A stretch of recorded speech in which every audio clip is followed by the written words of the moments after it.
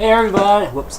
Hey everybody! Welcome to episode number 1 of Climbing the Ladder.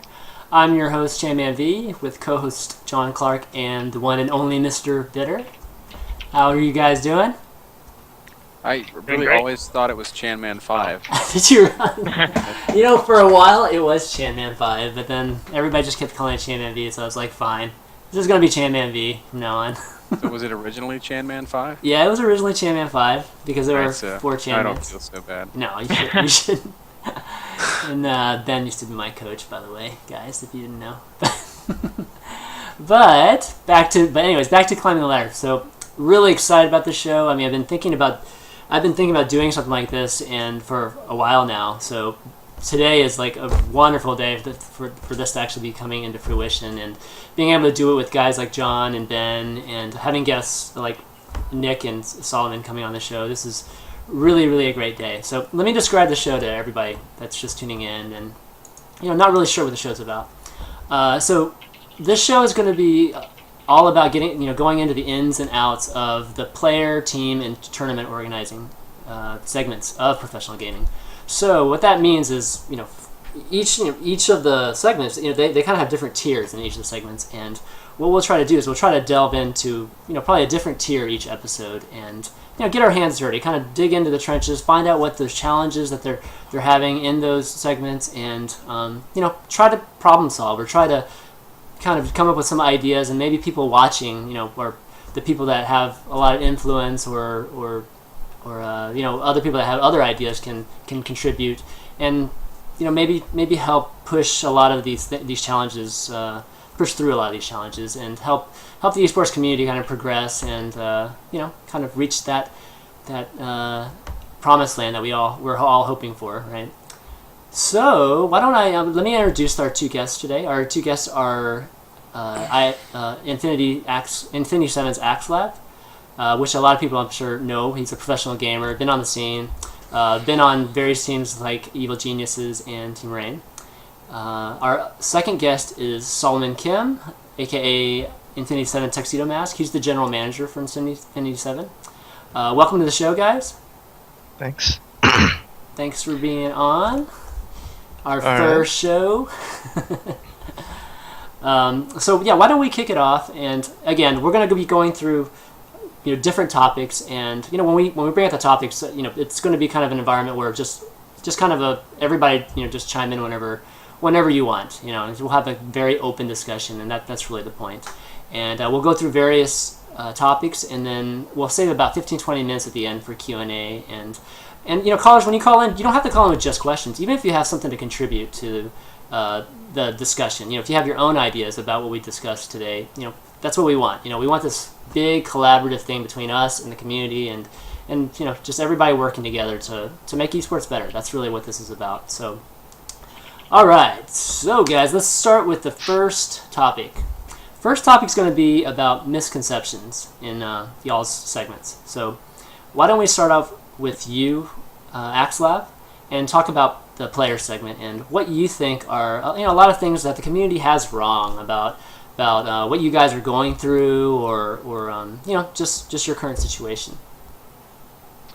I think there's probably the 2 biggest misconceptions. I think the biggest one is the skill level of various players, because the thing is, the public only sees like a couple broadcasted games, and anybody who really follows SC2, I mean, they'll even know this. People who follow games, they'll know there's a lot of variance in any individual game. You'll see 2 games, 3 games, 4 games, and let's say a really, really top pro versus like a mid-range pro is still, the win rate might only be like the top pro wins 70%, the other guy won 30%, or maybe 80-20. And so when you see only a few games of each player, there is not always the greatest indication of what's actually going on. Especially given consideration people practice certain builds and certain strategies, and then someone else does something that takes them out of their game, and they play an unusually poor game or an unusually great game, depending on just the way things line up. And so a lot of it is the players that get more exposure tend to be like, everyone thinks you're automatically better because they get more exposure, right? And a lot of that's just, it's more the amount of funds they get to which tournaments they can go to, because with the exception of, up until recently, for players to go to tournaments, they had to have financial backing, right? Recently now there's MLG arenas, so now there's those tournaments. Anybody who's good enough can get into those. It's all online qualifiers, and that's, I think, a great thing for the scene, because you might see the if you're watching the online qualifiers and who gets into arenas, you're going to see a little bit of change up in things probably over a longer period of time. So I think that's one of the biggest misconceptions, is just evaluating people under just a few games. It is pretty huge. I don't know if other people would agree with me there. I would agree with you, Nick. I think there we go. Massive misconceptions in the community about who's good and who isn't good. One of my favorite things to do outside of work is when talking to these pros, but hey, who's really, really good right now? And the professional gamer answer is always different from the fan answer. Best example I can think of recently is Lucifron, who just won the Gathering. That's the tournament, right? Yep. Anybody? Yep. Yeah, that's right. Where anybody in Europe, any professional gamer in Europe, or maybe even you, Nick, I don't know how much you practice on Europe, anybody that's played against him would have said, wow, Lucifron is like top 4 foreigner in the world. Whereas everybody that was watching was like, Law Lucifron, he's going to get owned by Grubby. And then Law Lucifron is going to get owned by Morrow. And then Law Lucifron is going to get owned by Braddock. And Lucifron just like stomps the hell out of everybody. So the conceptions of who's good are wrong. The conceptions of the skill level of players that are in the spotlight are generally very wrong. And that's not in terms of just who's good and who's bad, because a lot of, some players get a bad rap when they're actually very talented and they just had some unfortunate results. The fact is, and this isn't necessarily something that we can remedy without these players showing results, but the fact is people are just terribly misinformed as to who's good, who's not good, and how good these players are. Yeah, I mean, just to follow up on that, I mean, I think Lucifron was a great example at the Gathering, but we even had a good example at IPL with Scarlet, right? I mean, Scarlet's been, kind of hidden on our NA ladder, all things NA, right? Our NA ladder for a long time now, and her having a run, I think, shocked everybody, and that's why all these teams all of a sudden made huge runs on her. And there's other people there. I'm kind of like Ben.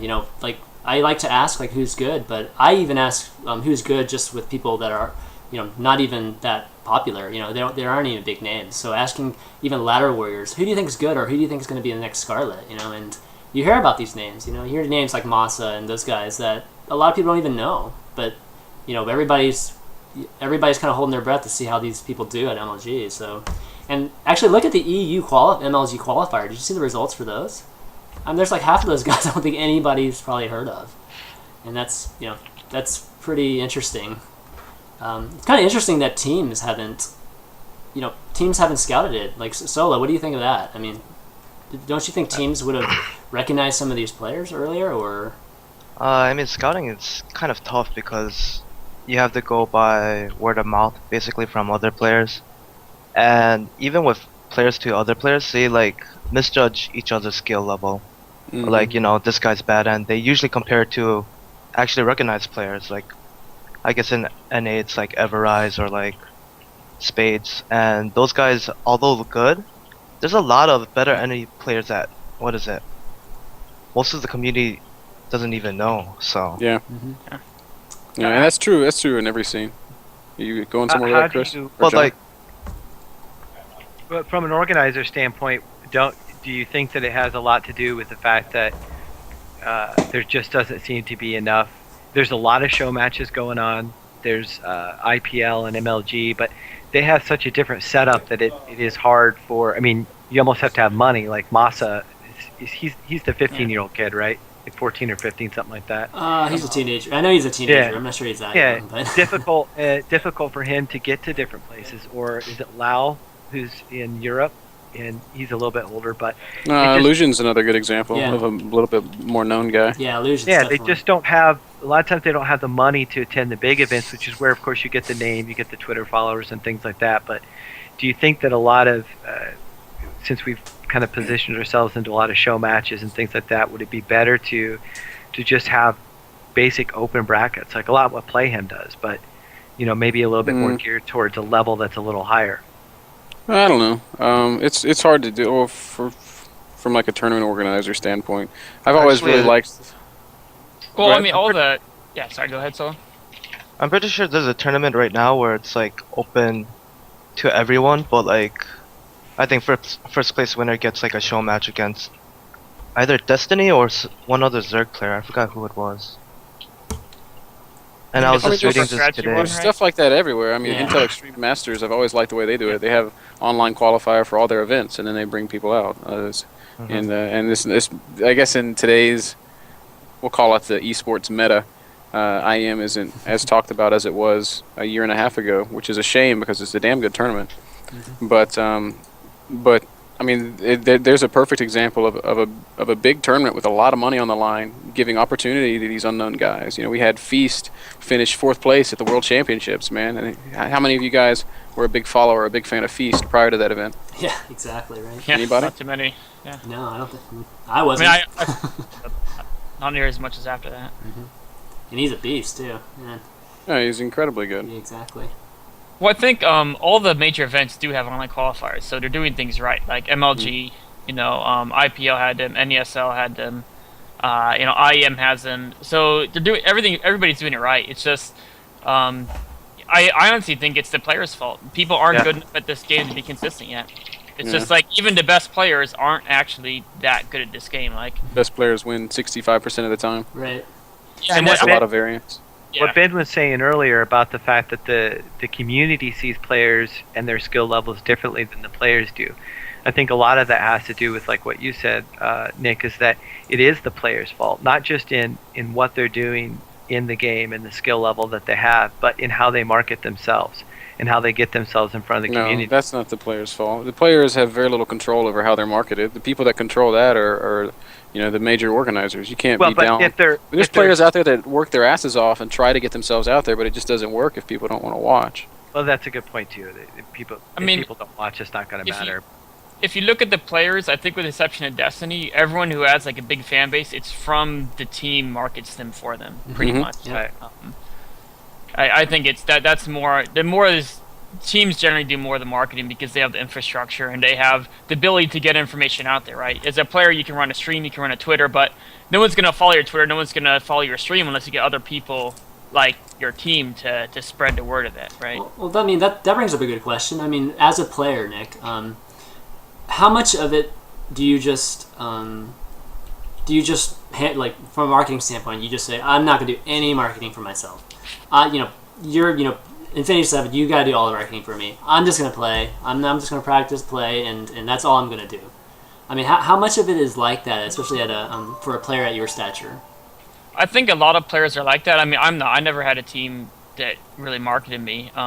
So I've kind of done it myself, and I'm a bigger name than a lot of people at my skill level. There's obviously people worse than me who are bigger names, but there's a lot of people who are good as me who don't have nearly the stream hits, nearly the Twitter followers, and anywhere close to the same fan base. And that's mostly just because of my background, right? I was able to run a stream that was more than just my skill, right? I can commentate. I have a background in teaching and education and stuff, so I'm pretty good at commentating and analyzing, and that was able to market myself in like a little niche that other players who are good at the game, but they don't have that skill set, can't really. And everyone's like that. Like the big famous players all have that niche, right? Destiny and In Control, they have their things to differentiate themselves from other people at their skill level, and that's kind of really what you have to do. It's partly that, and then it also would help a lot if you had some organization that would back you and then spread the word about that as well. But the players had to create some of that themselves too. I mean, Destiny didn't just start streaming and people liked him because he was a good player. It had a lot more to do with that, his personality and whatnot too. Yeah. Yeah, Exactly. but I mean, there's only there's only one Destiny. If somebody else Right. came along and tried to do what Destiny did, it's been split the done. viewers, Or you just take them all. just stream chats talking about Dragon. It's like basically kind of Korean Destiny, who does dumb stuff on his stream and dances around, and people tune in for the laughs. But really, the only way there's a couple ways. I mean, iSAxslav, you talked about the team's marketing. EG does a nice job with their Kingston stuff of pushing some of their players. It's been nothing but good for guys like Machine. It's like basically Machine has not had a fantastic result, but because he's been able to do that stuff with Kingston, he's got a lot of love in the community. You've got guys like Stefano, who basically earned all of his following through just being freaking ridiculously good. Think back to Intel Extreme Masters in the last season at Gamescom. Stefano played in that tournament, went out in groups. Nobody was talking about him. Nobody thought that he was any good, but the players that were there, the people that stood behind him and watched him, said, man, this guy's going to be really special. And I can remember talking about Stefano over the next couple of weeks with players. I remember talking about Stefano with Idra, and Greg's like, man, that guy sucks. He's not going to do anything. I was like, Greg, I'm pretty sure he's going to win IPL, the first IPL 3. And Greg's like, no, he's not. He's going to get owned by Koreans. And then, of course, Stefano goes and wins, and that's the beginning of the Stefano train, and he keeps producing results. So, yeah, results are the guaranteed way to get your name out there. And then teams that are pushing their players, that's awesome, but you really have to have some. It's really I think it's a multiplier. Like you get X results, and then those results can help you a different amount depending on how they're being pushed and how they're being marketed, right? There are players who have gotten great runs in tournaments and no one notices them just because it's not pushed out there, right? There's been, I think, what was it, like Shu, it was like 2 MLGs ago, he knocked out like 4 good players in a row or something, right? Yeah. Or even Sake last MLG, right? And he's not getting that much attention. Well, I mean he's already a pretty big name, but that's not being pushed as hard as it might be by, if you would, depending on different marketing. Well, I mean, I think with guys like, the whole Shu run, right? I mean, there was, the thing with the kind of up-and-coming unknown players that have the big runs in MLG, their moment of, time to strike is very small. You know what I mean? Like it's pretty much, every the way the community is, it's like you're hot until the next tournament, right? And with Shu, he was the hottest free agent during that. He got picked up by Clash. I mean, if you, I don't know. I mean, if you compare it to amount of, he did get picked up by a team, but I don't think it's, I don't think he's getting, you have to talk to him about his setup, but I don't think he's making a living off or anything. And if you compare, let's say, a good example is the amount of like eFame, I guess, the amount of notoriety Reddit posts, Team Liquid posts, you saw him get relative to how the amount that like TriMaster got, right? Right. And that was just, coincidence. I don't know the background behind why one of them got so much more recognition than the other, but there's almost, it's the marketing and maybe there's a little bit of luck behind it too, I guess. Right. Well, that's actually kind of a good segue into the next topic. Why don't we talk about kind of player retention and team loyalty and how much money actually plays a factor in all that. Solo, why don't you start off? Like, what are the challenges for you picking up players and retaining players?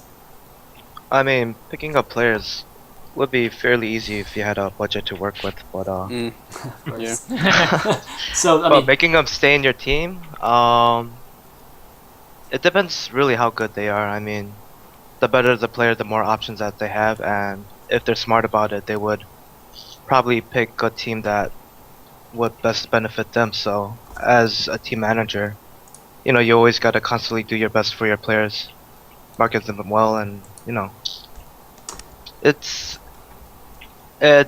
like I haven't had many situations involving that, so right. So I don't know. So I mean, for you, when you're looking at players to pick up, or you have an up and coming player that you feel like is getting more attention.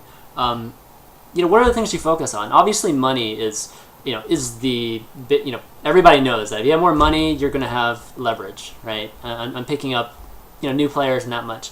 But are there other things that you really, really try to work on, or try to use as intangibles that to kind of offset that difference in funding that you might have compared to a team like EG or something, somebody that has a lot more money than you? I mean, are there any things like that?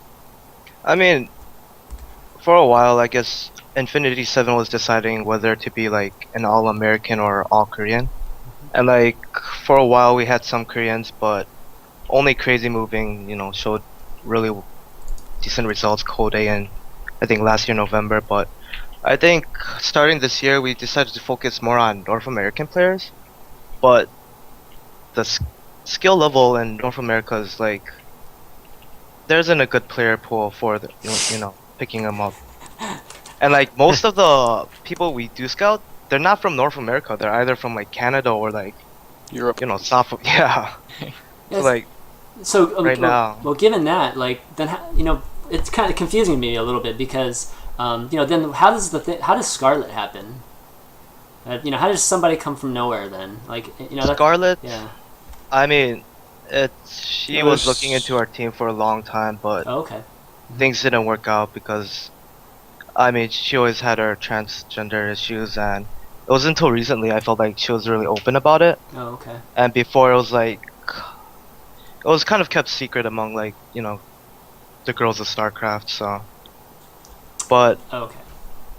for her, she's really hard to scout because she has like literally 10 different accounts, and she would just like Oh, wow. play them out evenly, and like I only knew like 3 or 4 of them, so she was really well hidden, and she wouldn't like ladder up to where she would hit top 16 GM. When she got hit top 16 GM, she would just go to the next account. So Yeah, so it was kind of by choice that she was hiding herself. So Mhm. that's obviously a lot different. she's the one that kind of wanted to hit a certain skill level, then be known. So Right. Which is how it should be done, by the way. I mean, Yeah. there's not enough hard work in the player pool. Like John kind of touched on that, and I was like, no, John, guys can work hard and still get no recognition. But there's still truth in in what he said, that a lot of players just don't work, which is why they don't get results and why they don't get attention and stuff like that. Yeah, Yeah, definitely. getting the attention sometimes is something different than results, and that's so true. You definitely have to have the results as part of it. I mean, that's the only true indication of how good of a player you are. It doesn't matter how good you look or what you say or what you do outside of that. It's the results that do matter. Right. So Nick, for you, as a player, right, and Yeah. I felt like one of the reasons I thought you were a perfect first I guess for this first episode is that you've been on the EGs, right? You've been on Reign, now you're on Infinity 7, so you've kind of you've definitely had a very good, a very wide range of experience with teams and stuff. What are your thoughts on that? I mean, has your experience with the last few months actually changed the way you look at how you pick teams and that kind of thing? Not particularly. I don't change too much in what I look for.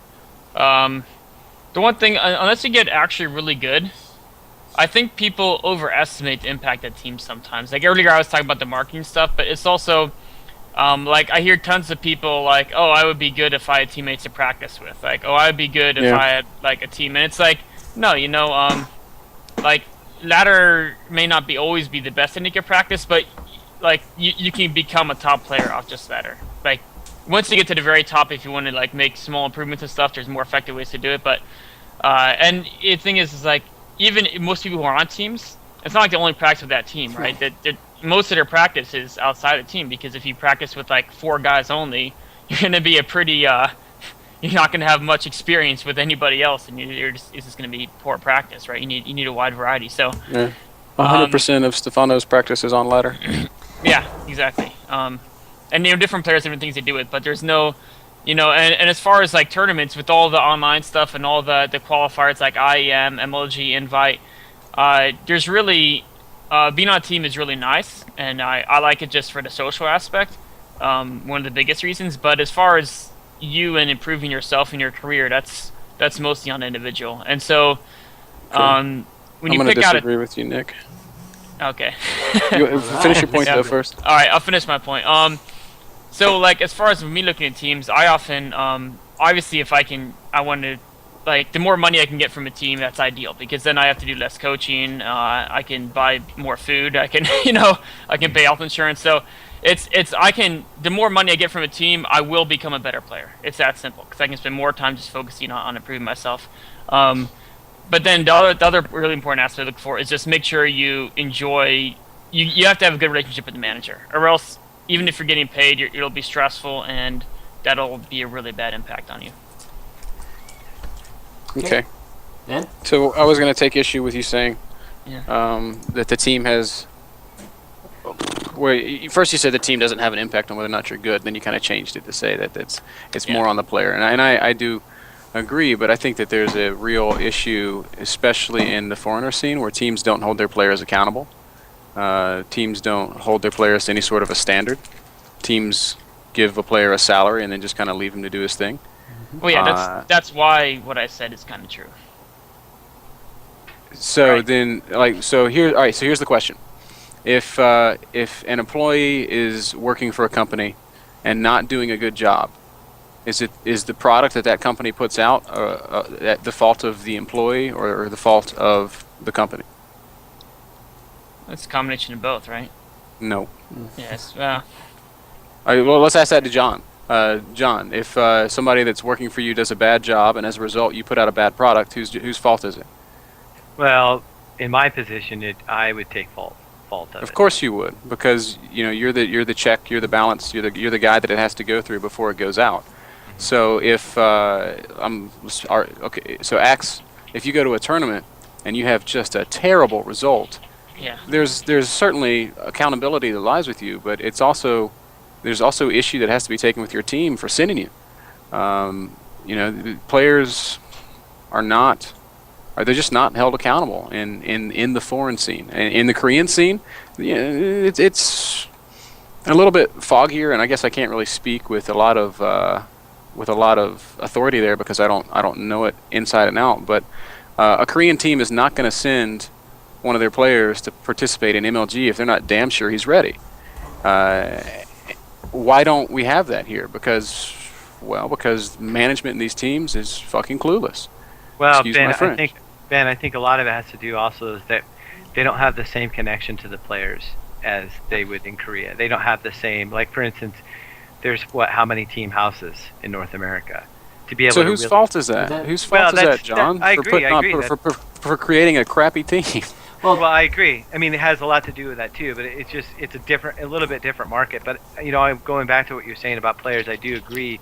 Like for instance, if the team manager for iSAxslav knows that he hasn't been laddering or practicing for 5 straight days, and he's like, yeah, I want to head to IPL. Are you going to send me to IPL? If I was his manager, I'd say probably not. You haven't done anything for the last 5 days. You don't appear prepared. You haven't been laddering. Absolutely. I mean, that's why, like what you said, it'd be my fault if I sent a player out that I knew wasn't ready. Like, well, let's talk about Violet. Because he was basically under you guys' wing for a little while. You didn't just say, okay, Violet, now we're going to fly you to Sao Paulo to participate in a tournament. You wouldn't have done that if you didn't feel like he was capable of winning. No, it actually would have ruined everything that we were doing, because the idea was to build him up, and then once he had the results and the following, then it was to basically to let him go find a team that he could use that success that he had created. And that's it's awesome.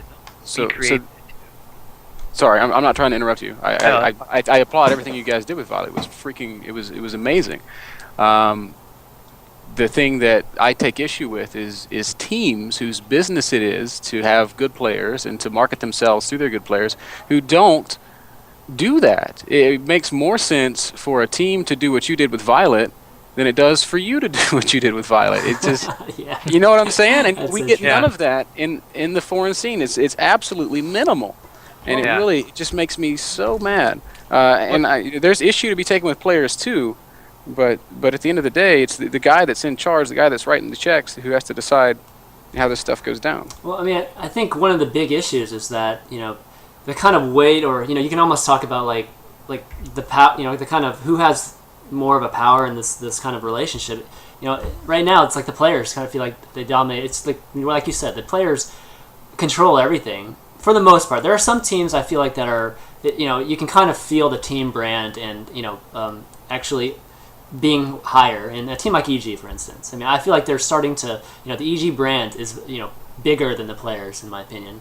When it's kind of the opposite with the majority of the other teams. It's like the players, that's why they can do whatever they want, because the management and the owners, they feel like they're at the mercy of these players, because if you lose the players, then you kind of, for some reason, it's completely tied to losing sponsors. Right now they're like, it almost goes hand in hand right now, which is not a good situation for teams, and it just doesn't seem right. Like you said, it should be, the teams are really kind of the employers, and the players are like the employees, and they're the product, and they should be held accountable, like you said, and I think the managers themselves. I mean, one of the issues with the management, I think in general with a lot of these other teams too, is that the managers are these kids. I mean, to put it simple, they're like kids that are either part-timing it or they're they just don't have a lot of experience with management, right?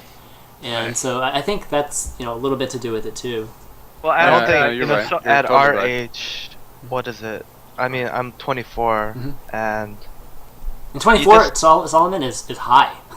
Yeah. It's high for a lot of these managers. Yeah, but and then you even still at ask my yourself- age, there's not a lot of experience that you can get beforehand on managing. I mean, this is like, I'm doing everything on the fly, and it's like, and we have literally only the staff members in Infinity 7 to rely on for making these decisions. So, I mean, there's not like this role model or some book we could just go to and like, I mean, this is a new scene also, esports. I mean, it's been around for a while, new but it's never scene, picked but up. Managing people is not a new scene. Yeah. There's Yeah, really, I get really I think- worked up when I but- think about and talk about. We I'm all- just gonna be quiet for a second. One thing I think that'll help people understand the situation a lot more is in North America there's two types of teams, right? There's teams that their managers do it more as a hobby because obviously there's only one or two teams out there that actually make enough money the managers get paid, right? Maybe like 3 or 4, but most of the teams, the managers do it as a hobby. They work full time, so they don't actually have the time to know exactly where every single one of their players is at skill at any given point in time and always keep them accountable. And then other types of teams are the ones that do have money, and the reason they have money currently, I'm not saying this is the best way to do it, but it's because the managers spend their whole day going out and talking to sponsors and getting money, and then they're doing that, and they feel that that's a better use of their time. That's a different than job. keeping That's track of not. their players. That's not the job of a team manager. Right. Well, So I mean, that's maybe what it a is team in some managers do sense, right. but I'm saying that's what they actually do right now. for the Right, most because part. they don't have the same resources in place that that Complexity or EG has. So Solomon's not just a team manager; he's probably the marketing guy and the idea guy, and he's doing all sorts of things, and so he's not able to really manage a specific player. I mean, in talking with bringing up Violet again, he's still living with the owner of CSN, Andrew. And I asked Andrew, and Andrew says his job, he literally, I don't get to talk to him as much anymore, and he's the guy that I have to go to get approval on some things at times. But he's so busy managing Violet, and that's just one player. And so I can imagine for Solomon, he's got a full team, and he's trying to manage, several of them. And like you said, the marketing part of it should be somebody else. But I bet Solomon's having to do a lot more than just manage. And right now, what Andrew is doing is strictly managing Violet, and it takes a lot of his time. So I can imagine trying to do that with 4 or 5 people on your team. Yeah, and I mean the one thing you did say is you said not everyone's EG or Complexity. Right. I don't know the situation on Complexity, but I know in EG it was just like Ben was saying. There was actually the management never knew how good the players were at any given point in time. I was in EG for a while. I was in the house. There was never any accountability. There was never they didn't actually know how good people were. So when we did lineups for matches, there'd be some questionable picks sometimes, and us the players would be in house. We'd be like, "Well, this guy's played 3 games in last week, and he's lost all of them." And it's because EG does have the full-time staff, but it is all devoted to marketing pretty much and to getting sponsorship. They don't have someone like Andrew, like you were saying, to manage players. I think if anybody, FXO has done a good job of making it about the players. And I say that with minimal direct knowledge, but because a lot of people that I've talked to that were on FXO at points have been vocal about how they didn't like the way certain things went down. But one thing that I will say about FXO directly is that Boss is like, it's all about the player. He makes it all about you get better, you make money by winning tournaments, and that's kind of how it should be, and that's sort of what we're trying to do here in California with bringing guys in and kind of bringing them under our wings and letting them play while we support them. It's not about making money. It's not about anything like that. It's about putting these players in an environment where they can thrive if they choose to, and if they don't, then we're going to put them on the street and say, get the hell out of here. Right. And that's If they don't make that choice, not if they don't thrive. Right. But I mean that's the way ideally it would be for players getting better. But like your house is running at a loss, right? FXO I don't think is getting nearly the money that EG or Complexity does. So from like a business standpoint, the success stories are on the other end. Yeah, we're operating at a loss. You're right, but that's that, but okay, yeah, I go into this knowing that we're going to operate at a loss. Yeah. But I also go into this knowing that if we create results, that it won't continue to go that way. Right, but it's not. But you don't It's have. just like. Okay. No, let me just finish my point. It's just like in the world of business. If you turn out a good product, you're going to succeed. And in this case, we're talking about making good players. And maybe I won't get this right, but I'm gonna work these guys. And if they don't get results, and then I have to lick my wounds and say, okay, I played that wrong, then so be it. But by God, we're gonna make an honest effort of it. Yeah, I mean. Well, also, Go ahead. one more thing real quick. Going to the loyalty aspect, let's say your players do get great results, and you make some great players make this team better, but the team that was spending this time getting sponsorships is now just going to buy those players, right? That's fine. That's what we want. Yeah. It's not about me. It's about the players. You know, but most people aren't as, they want to make a living, right?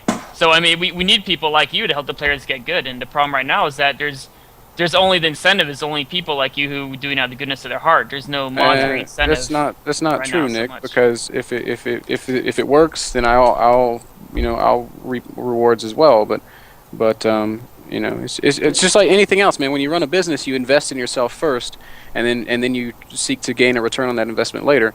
You can't just snap your fingers and make money materialize. But if I can bring in 4 guys and turn out 1 or 2 stars, then people are going to notice that, and they're going to say, all right, well, let's invest in this. And if I can't, then I'll just fall flat on my face and be out a lot of money. But so be it.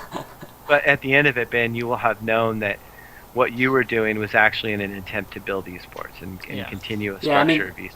Exactly. I mean, you're definitely building your image, and of course, like, in the end, your image will result in hopefully something profitable, some way of repaying you for it. It's kind of other things like you've done, in the past. Well, that's another good point. Yeah. Just for me personally, this makes sense for me because it makes me more marketable. So I mean, it's win-win for me. Exactly. Even if nobody comes in and is successful, I get to pretend to be Donald Trump for a couple of months and then move on. Exactly.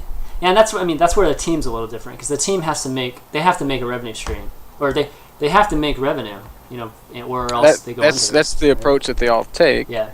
But again, there's, in terms of these teams, in my opinion, there's just not enough focus on their product, the thing that they're turning out, which is good players. And if there was more, I think that.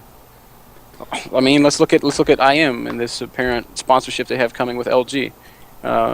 What did they do first? They put out some really good players, and now they're being rewarded for that. Yeah. I mean, I think I was going to say, I think it has something to do with, it's kind of what I was getting back with, like, just, I think once teams land, acquire players, I think they just think it's finished with, because they think, again, if I can get this player, then they feel like the sponsors will either come, and that's like the main revenue stream for these teams, right? It's sponsorships, right? And I mean, I've talked to definitely a decent amount of teams, and one of the most surprising things I've found is that there are a lot of teams that don't make any percentage of winnings from players, which I feel like is just crazy.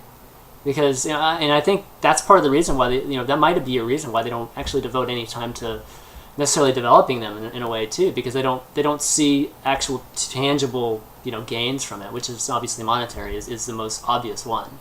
And the whole brand kind of gain is harder to really grasp. I think that's kind of an issue too. I don't know. What do you guys think of that? Or are you aware of things I'm not like sure that I understand the point you're trying to make. Oh, I was just saying that, I think teams are just, I was kind of getting to your point. I think teams are just focused. It's really that teams just don't create more revenue channels, I guess, for themselves right now.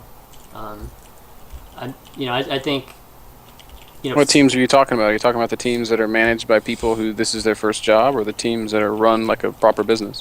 More so the teams are running as the first job. I mean, because that's just bad management. Yeah. Yep. All right. There's a lot of that out there. There's oodles and oodles of that out there. Yeah. Well, true. Well, it's a lot of people with a passion to get into esports, and they're like, I can do this. I can do this, but it takes a lot more than I think. Than just passion. Yeah. Mm-hmm. You have to actually have some understanding of what it is that you're doing. I mean, you can have all the passion in the world, and that's great, but you really do have to have an understanding of what's going on and what you're doing. Right. Okay, why don't we move on to the next topic, which is what are your thoughts on team dynamics and meaning like the makeup of teams, whether it's Koreans, obviously a lot of foreign teams have been picking up Korean players in the last 4, 5, 6 months, and even things like personalities and female players. What are your general thoughts on that? Solo, you want to start? About other like. It's kind of a different weird gen- question. Yeah, kind of a weird question. Let me phrase it a little bit better. What do you think is the okay? So, what is your main focus on picking up players, and do you want to pick up more of a diverse team? So like that's why you're picking up Korean players, or is it purely about skill? Do you have any focus on? I don't. Right now, Infinity 7 doesn't have a female player, right? Is it even a focus to have a female player, to have a female representative in case maybe there are female leagues you want to participate in? Anything? I mean, like the that. female leagues right now are it's like there are none basically. Maybe like once a year, couple a year. Mhm. And like if you bring a girl in, then you gotta use her for marketing abilities, and because none of the girls are. There's gonna be a huge skill difference between the girl and the other male players. And then if you bring a Korean Because in, girls are bad at video games. Boom. Wow. no, they just He they just said don't have that. the same dedication or interest. Hey, my There sister are a kicks lot of ass at girl Pokemon. gamers, but they aren't your hate. Sorry about Like that. if you bring like Europeans or like Koreans, there's time difference. You can't even play Mhm. against each other. So like, even if you do recruit them, there isn't really an essence of a team. Yeah. So why do you think so many teams are recruiting Koreans then? Results. Yeah, because they want to win more. Come on. Well, what everybody wants. But in the end, Everybody wants success. that's to market their team. So they'll pick up this guy that they know can get them results. They'll enter they'll enter him in as many tournaments as he can, and then they can say, "Hey, look how good our team is, based on this one guy's results." But are people really saying that when you just literally pick up a guy that doesn't has nothing, almost doesn't even practice with you guys or anything like that? And I mean, do people really feel that way? I mean, does the community really take results if it's more of like a I don't know, it's Marketing like, ploy. yeah, exactly. You're basically just buying. You're buying results that have nothing to do with your team. And that goes back to what Ben's saying though too, is that it appears that, and it's true, is that a lot of teams are putting more effort, or the managers are having to do so much more than focus on the players. I really think, and I think Violet is an example of that. When you focus on the player, and going back to, there's ways to make revenue from that too. I mean, have him stream every day and take a cut of that or something. But when you really focus on the player, I think good things can happen from that. But if your team is all about, okay, how do we create a team? Because you're not really building a team if you're going out and actively looking for ways to just market your brand by like, oh, let's get a chick in here, let's get a girl in here and market her as part of our team, send her out with some sexy uniform on that's got her logo on it. That's not building a team. That's creating a team, and that's not going to get you anywhere players. in our community, man. It'll go away after a while. It might be 15 minutes of fame, but it'll go away after a while. I don't know. I mean, I'm pretty. My answer is pretty obvious. You bring in good players to create good results. You bring in good players to motivate the bad ones to be better. Right. You don't bring in people just to try to build your brand, because then you're not concentrating on the player. I mean, there's examples of some of that, like Exactly. within esports, but it's so like, there's the percentage of people wanting a big personality versus a successful player is infinitesimally small. There's like Right, but the smaller teams try to do it. The smaller teams try to find some guy, like, oh, we want to sign him because he's starting to get a name for himself, and it is based on skill or results at that point. But a lot of times their reason for bringing him in is simply to try to raise the brand awareness of their their brand, which is not necessarily a bad thing. But then there's that disconnect. Like he's somewhere else. He's in Korea, and you really have very little interaction with him, and so you're not really helping him as a player. You're just more helping your brand. So there's like that. You're kind of caught between a rock and a hard place sometimes in how you deal with the sort of players that you're going to bring onto your team. I'm actually not sure that bringing in the top Korean players is in the long-term benefits of a team unless they want to go to all Korean. If you have a team that has like half foreigners and half top Koreans, I think that team can start to develop an A team and B team mentality. And there is some extent you want to have players better than your current ones joining the team to try to get everyone like, oh, they want to compete with them. But when you bring someone from Korea who's not going to have much practice with the team, that's on a different time zone, the latency is bad, so they're not going to practice much. It actually might be as much of a demotivational factor as a motivational factor.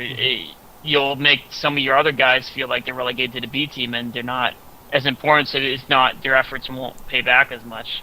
I think if you can find someone really good who's also like going to be part of that social community of the team, that's what we really need to motivate the players. I think more so than bringing in someone from a more remote place.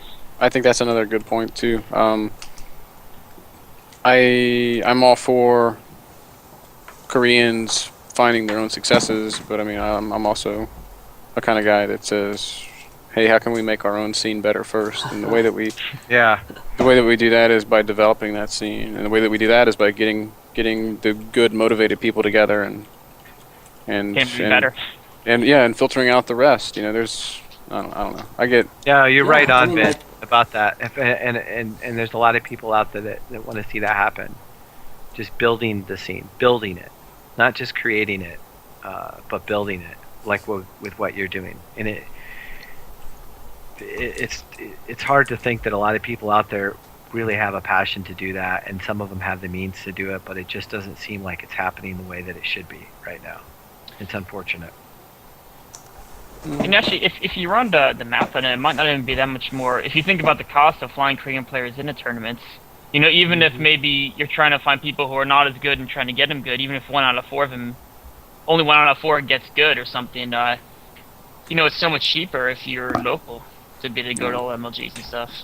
So the other question you have is why are Koreans better? It's not because of their genetics. It's because of the way they work. Yeah. And it's just the coaches and the houses and the work ethic. And at some point, I hope we get away from it being about nationality and it more being about the player. Who's too serious and in a house. And then what team he's with. You want it to be like you want it to be the Dallas Cowboys versus the San Francisco 49ers, not the African American and Asians versus, do you see what I'm saying? I mean, we got I can't, and I hate the whole, we're the foreigner kind of thing. It just doesn't, I wish we would just get away from all that. It's just, let's make it about the player and about his skill level and who he is and what team he's with.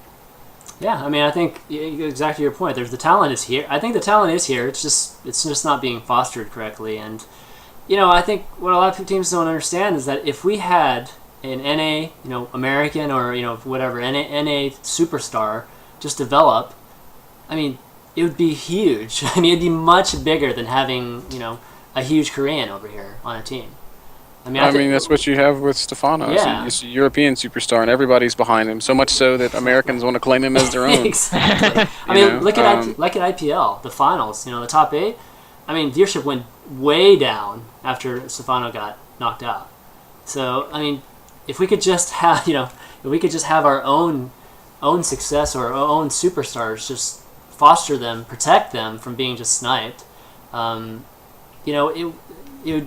scene would just be so much better, and that's why the things that you're doing, Ben, is great. With the house and everything, is we need more of those. We need more kind of academy things or academy kind of structures to teams and more of this kind of team environment where everybody helps each other out, or there's more of a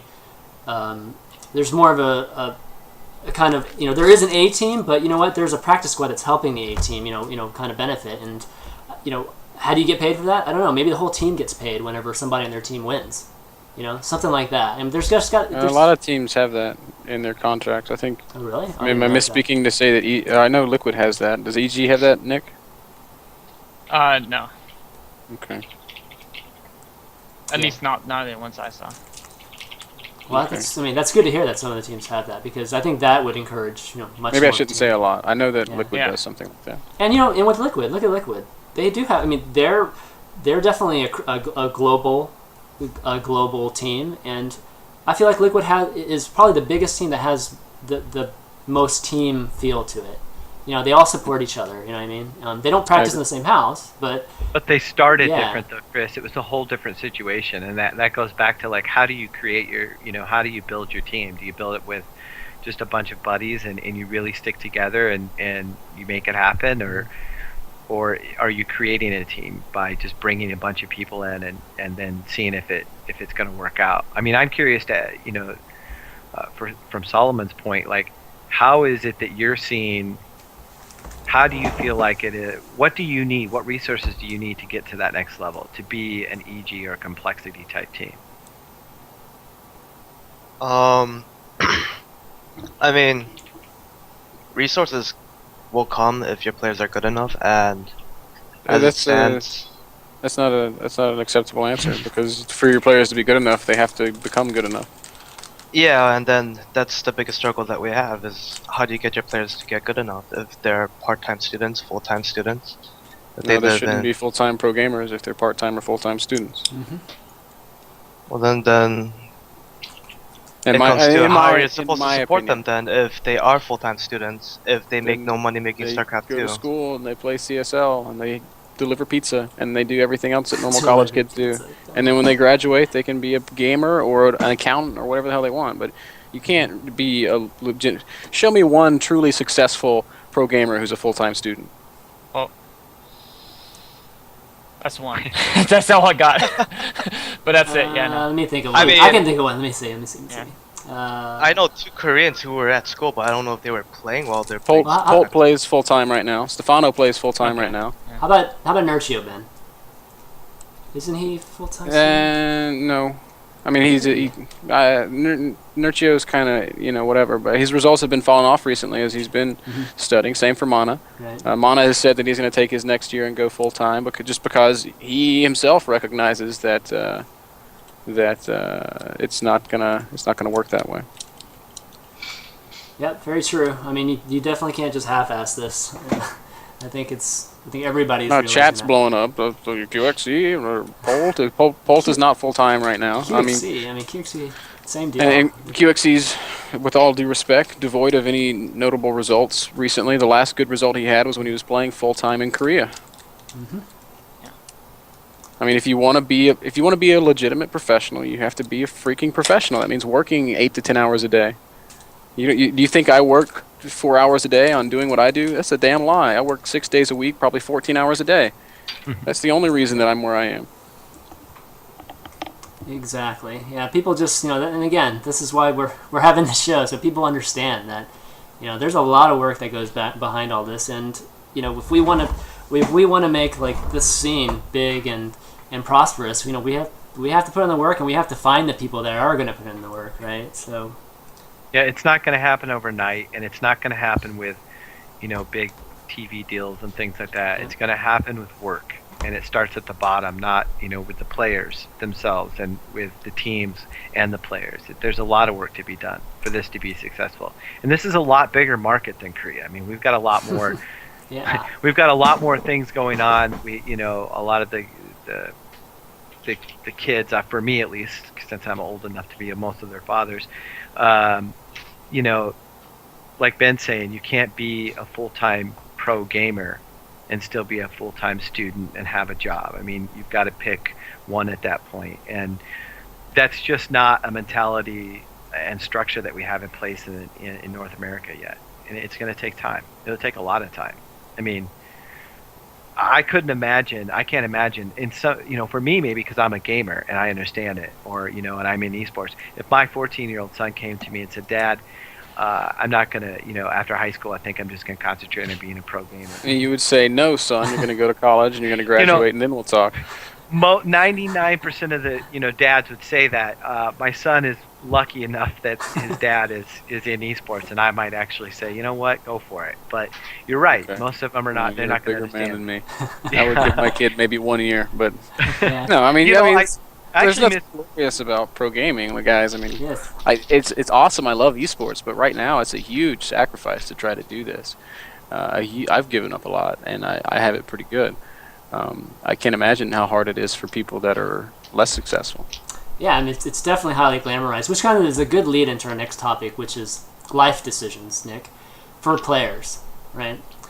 Given that we just talked about players have to devote all of their time, like can't go to school, that kind of thing, and to really become successful. And a lot of the like kind of your prime of being a player starts now. You know, pretty much right when you're about at that 18 age where you're about to enter college. Talk to us about like what kind of like how your decision was with becoming a pro gamer and how long I guess do you give yourself, that type of thing. Yeah. Well, the one thing, I don't think your prime starts whenever you devote your life to it. Okay. It's not. I don't think gaming is like a sport where you only have X amount of years, and then the stress on your body, makes it so you can't be. I mean, eventually, at some point, your mind slows down, but Yeah. It definitely slows down. I can tell you that. that's more alcohol than gaming. No, but I mean, it's kind of like a jump, right? And for me, it happened because I had a safety net, right? Like I know that, I'm devoting myself to this basically until I go bankrupt, until I can't eat anymore. Like that's what I'm doing. I'm just gonna do this, and I'm gonna keep trying to do it as good as I can until I can't anymore. And it's easier for me than for some people because I do have a degree. I do have, if I go bankrupt, I can find some way to bring myself back up and start over. And it's gonna be, it's harder when you miss a bunch of years, but I think it's worth it because for me, I decided it because when I was in college, I was playing a little bit of part time at Warcraft 3 part time, and then I was also doing college stuff, and I was like, you know what? The game is a lot more fun, and if there's a possibility of making this a living, let's go for it, right? But there are a lot of pressures, especially I think one of the reasons you see United States lag behind other countries is because United States, have health insurance. Oh God, here we go. Hey man, this is reality, man. It's big, yeah. But no, even beyond that, it's just there's more social pressures I feel here. So it is a little bit tougher. Although, for example, right now the house I'm renting with, two of the people work at IGN. One more guy works at IGN's moving in. Another guy used to be manager of a team. Now he's a salesperson. But so it's all, I live with all people who they're not necessarily gamers, but they're all into esports lifestyle. People. Yeah, exactly. So it's a lot easier for me than it would be for someone. Let's say they just get out of college. They're renting a house with like 3 other people who, when they get home, and they're like, "What are you doing? Let's go out and party. Let's go out and do this." It's most people when they work a full-time job, when they're off, right? They work 9 to 5, and then when they're off, they want to just go relax with their buddies. And if you're living in that environment, you can't do this 9 to 5, right? I mean, you got to be working late at night. That's when all this stuff happens. That's an issue of choice. You can choose where you live and who you live with and things like that. There's gamers out there. Before I was doing anything really big in StarCraft, I was at one point just playing full time, and I just posted a thread on Team Liquid and said, "Hey, I want a gamer roommate so that I can do this and not be judged." And it was easy enough to find one. I mean, there's always a way in that regard. Yeah. But I mean, I agree with a lot of what you say. I've found a way. I just think maybe some people haven't yet. That's there is if you want enough, you can make it happen. Is bottom line. Yeah, And you have to make that choice. You can't, like you said earlier, you can't half-ass it. When you make the choice, you have to go all the way, right? You have to make sure your lifestyle works with gaming. You have to make sure that you're putting in the time. You have to make sure that you're not just going through the motions. That your passion's there, because like earlier we said, passion's not enough, but it's important, right? If you're just like, I'm gonna put in X hours a day, and I'll magically get better, it doesn't work that way, right? You have to be very you can't turn your mind off during a day like you can with some jobs. You got to be always engaged, and that's not easy to do. And so if you find yourself kind of just going zombie mode playing while you're practicing, that's a sign it's not for you. Right. Very true. That's another really good point. Yeah. Okay, so why don't we move on to the next topic? Why don't we bring up the CBS deal, the big CBS deal right now, and how it pertains to, I guess, more of the tournament organizing, segment of our show. John, you wanna take this one? And I think John and Ben, both of you guys can take this one. Well, it's interesting, and it's going to be interesting to see what really does come from it. Right now, it's a lot of hype, a lot of people talking. There's a lot of people thinking that it's about TV, which it just doesn't make any sense today. I read something today on about 15 tech things that will go away, and one of those is the TV. I mean, I do more stuff on the internet than I do on the TV. So there's a lot of people that are like, oh, this is the greatest thing in the world, and of course MLG is spending it that way, and everyone is all over it. But really, what it will mean, we'll just have to see in time. I mean, I've been in esports for 12 years. I've seen this happen before, and CBS was a part of it when it happened before, and then it just died. So we'll see how it goes. I think that's great that Twitch is on board. I'm really curious to find out how Twitch and Owned are on the same page on this, and NASL and MLG. I'm just really curious. I think right now we should just kind of sit back and see what happens from it, and not get too excited, because when we start to get too excited, that's when everyone starts getting way ahead of themselves, and we stop focusing on the things that will really sustain us in the future. That's kind of my take on it right now. So now I have to talk because I'm the insider guy. You're the NSL guy, man. Okay. I can't talk a lot about it because the information that's come out already is really just a small bit of it. I can say that what can I say?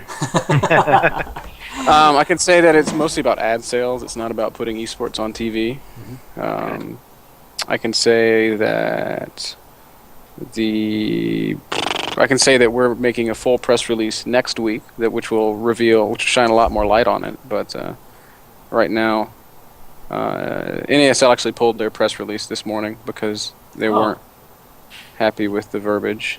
So I probably shouldn't even say that, but there's more news coming, and it's a lot. I'm gonna get myself in trouble.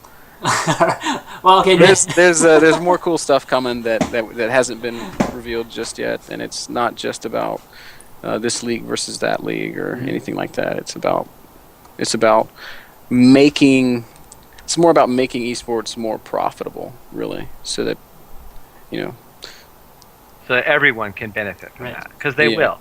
I mean, CSN, the organization I run, is nowhere near where MLG and NASL are at. That's misconception. But, you guys make money. That's so bad. Yeah. No. I think it will open doors for a lot of smaller organizations, smaller teams, and things like that. So I think there will be a lot of good from this. And I know you can't say too much, but if it is really like what you're saying, about bringing more better ways or different ways of bringing revenue into esports, I think that's a really good thing. And I'm really just curious to see kind of where it all goes, because right now, MLG is hyping it like crazy, So. No, sure they are, but there's a reason they charge the hype train like that. They've got a big event this weekend. Right. Yeah. Exactly, and it makes sense. So, but it gets a lot of people kind of jumping up and down without really knowing what's going on. There was talk in the channel that I'm in that until like 4 a.m. about this last night when it was first revealed, and so I wake up and there's 250 messages in this channel, and it's all about this, and so it's a lot of talk right now, and I'm just curious to see where it ends up. Yeah, we'll be able to talk more about it next week. So good. I can say that. Good. I wish. I'm sorry, but I mean, I'll get myself fired if I No, go. no. I'm totally understandable. And I really like my job. It's pretty Yeah, I'm sure. 1:30 in the afternoon. I've got my feet up on the desk and I'm talking to you guys. So Awesome. Okay, why don't we? Well, before Q&A, we're kind of rounding out the show. I kind of have a segment that or just a topic that not really a topic so much, but a section of the show where I think it'd be cool to kind of throw around brainstorming ideas, how to improve some of these things that we just talked about. Obviously, you guys probably hadn't prepared for anything like that, so it's just really an open discussion. I mean, anything that you guys want to bring up, just shoot, like kind of in this segment. What would you like to see? Any ideas you'd like to see take place in the community right now? Personally, I'd like to actually ask Solomon to direct that, like from a team manager standpoint, or in regards to the organizations that are running events and things that are going on in the community. What's one thing that you would like to see for sure that would change a little bit? Whether it's something that we can directly do ourselves or just something in the community that would change, just that might help you and what you're trying to do at Infinity 7. Honestly, yeah, honestly, that'd be nice. it would just help. What is it? Getting players' names out there, whether it just be show matches. I mean, most of the show matches that we see are already recognized players, and Right. but the problem is those show matches occur because they're already recognized. So like, there's got to be not an easier way, but a bit faster way to get recognized, because MLG, IPL, they only run like how many times a year, and those are the big shots. But like, North America only really has Playhems then to get recognized, and those already in itself are just North Americans don't have to exclusively play in North American tournaments. There's weekly cups on, like in Europe, that are worth thousands and thousands of dollars, and no North American plays in it. And it really blows my mind. I guess that's part of it, because North America really doesn't know about those tournaments, I guess. And plus, the timing is tough, and most of the players are The still timing is kids, tough. and they're in Players high have to wake school. up before 10 Well, a.m. the timing is tough because they're not dedicated full-time pro gamers. They've got. I mean, most of these players are still kids. I mean, like, one of Yeah. our most recognized Terran players from North America is Illusion, and he's still in high school. It's just the situation that we're in right now. So I mean, on most Sunday, of our players. the biggest play day of the year or of the week, Illusion can't wake up and play. I mean, no, like, Chris is awesome. I like Chris, and I would never badmouth Chris. He's a super talented player. I think he was the highest placing North American at IPL, was he not? Yep. Yeah, he's your future star, that's for sure. But I mean, if you want to play for money, you wake up on Sunday and play in the Euro Cups. They're huge, and I mean, you're talking about $500 a Sunday. It's all right there. It's very accessible. Yeah, I mean, you have to look, it gets back to the whole work thing. If you're really committed to it, you need to look for these things, because, TL is not going to necessarily have just everything for you right there. Sometimes you'll have to look at several websites to actually find stuff. Imagine that. But TL is good because of the tournament tracker and things like that. Yeah, I mean, true. Yeah. Yeah, TL has almost all of them. yeah, exactly. And when at the beginning, I mean, that's all that we did with Violet. After he was streaming for a while and getting started, the next step was literally entering him into every single online tournament you could think of. It's no joke. And right now he's booked for a month, and a lot of them are online. He did Sunday. He was in Houston. That was a live event.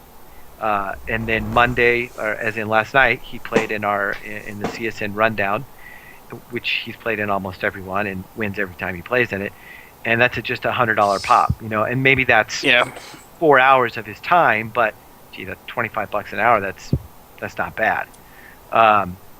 And then he wakes up and he does a bunch of European ones. He does the European Play-Em. So going back again to what Bennett says, it just takes a lot more work than I think people are not only willing to put into it, but they're actually doing. They're just Let's talk about money. Dennis Hasuabs Schneider, German Protoss player, over $23,000 in winnings from playing European Online Cups. Nurchio, over $34,000 in winnings, and he's played maybe two offline events for about 12 grand. Who else can I look to? Let's look at Show. where's Yeah, Show. Show's done He well. makes a lot on online events. Yeah, that's I what mean, I've there's money to be had if you just play for it. And hey, guess what? In these European Cups, you don't have to play against Koreans because latency from Korea to Europe is a real pain. But still, Koreans enter the tournaments, and not often, but occasionally you'll see them win one. Nama is another example. He won 15K at DreamHack, and then about 10,000 more playing in online cups. I mean, there's so many Euro events that North Americans should be playing in and could be playing in that pay good money. And it's not even the players' responsibility. If you're a team manager, tell your guys, hey, here's $500 for up for grabs. Go get it. I mean, yeah, absolutely.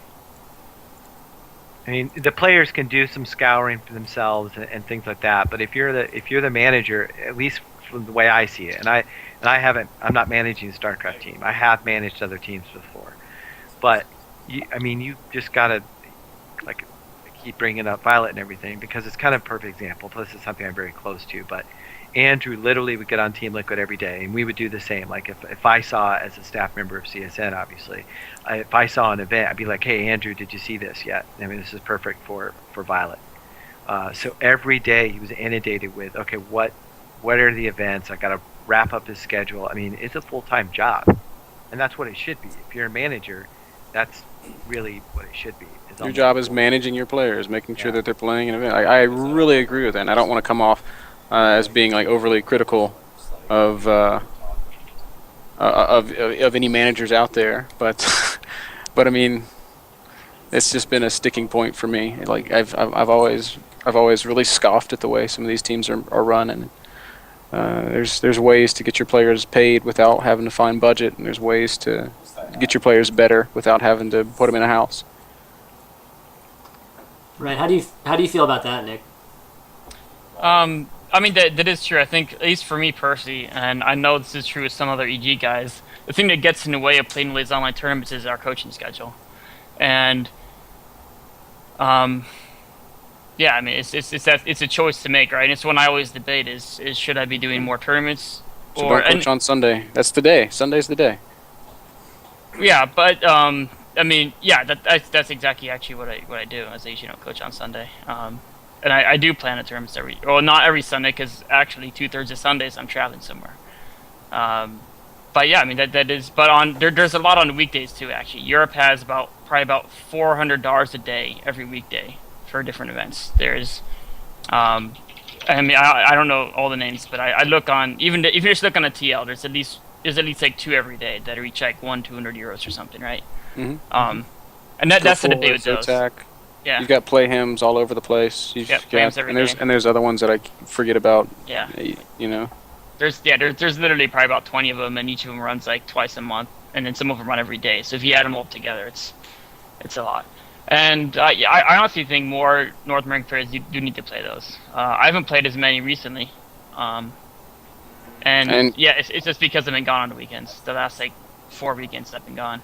And for the team managers that I'm offending with this ranting, guys, you can also find some college intern that wants to get into esports and say, all right, your job is finding the tournaments that my players need to play in and making sure they're signed up. Sorry, but you speak the absolute truth about that. I mean, TSN's in the same boat. I mean, I'm managing a staff that's running an organization. It's really not much different than running a team. You really have to put time into managing the staff. So we're just overwhelmed. Me specifically, I'm extremely overwhelmed.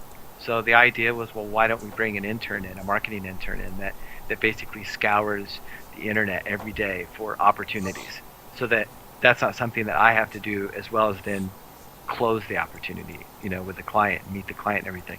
Just bring someone in that wants to do it and call it an internship. I mean, CSN is an actual company.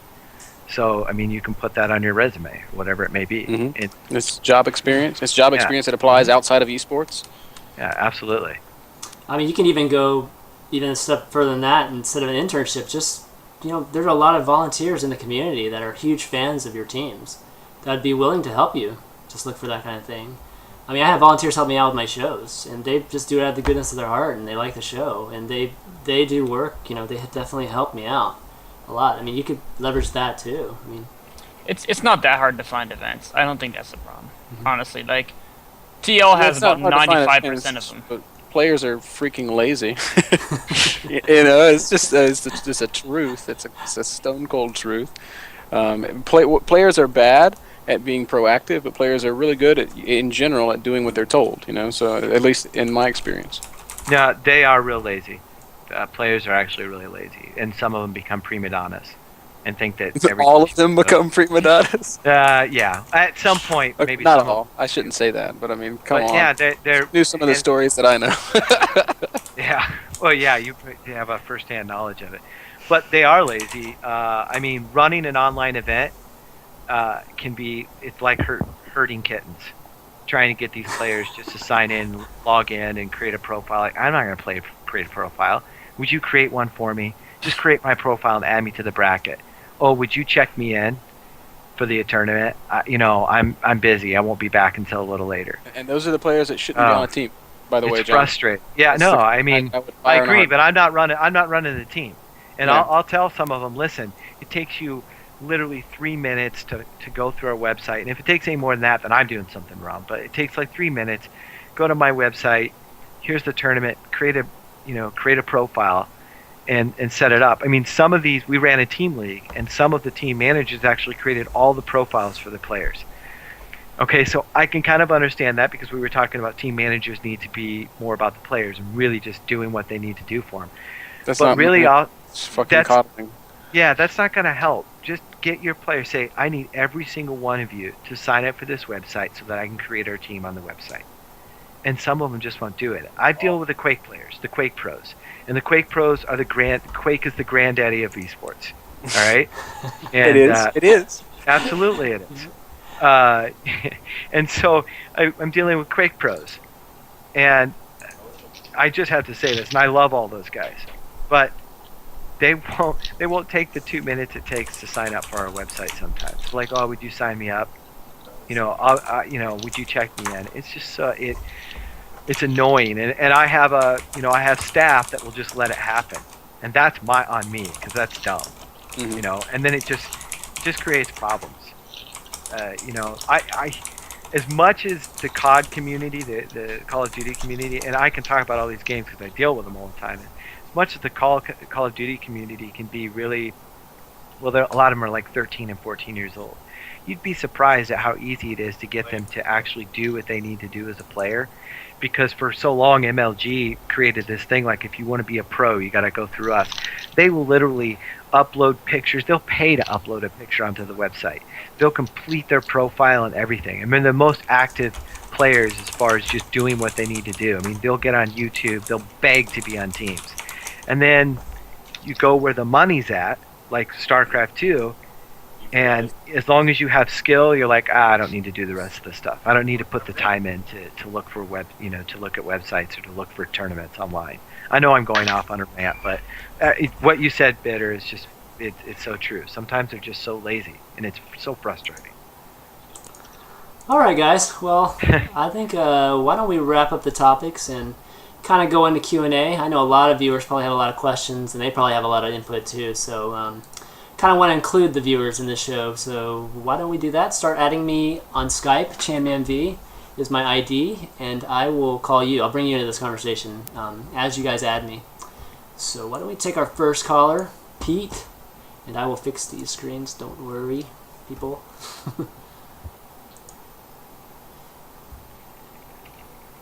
Pete, a.k.a. Creamy Turtle.